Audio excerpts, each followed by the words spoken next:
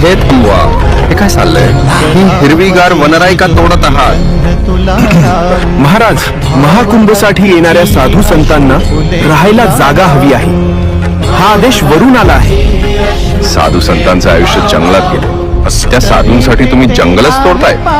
अरे साधूंना सावली हवी असते, सिमेंटची जंगल नाही. वृक्षांचा बळी देऊन साधूंचं स्वागत हा कसला न्याय? पांडुरंगा, तूच बघ रे बाबा. भक्तीच्या नावाखाली निसर्गाचा विनाश कसला रे हा अट्टहास?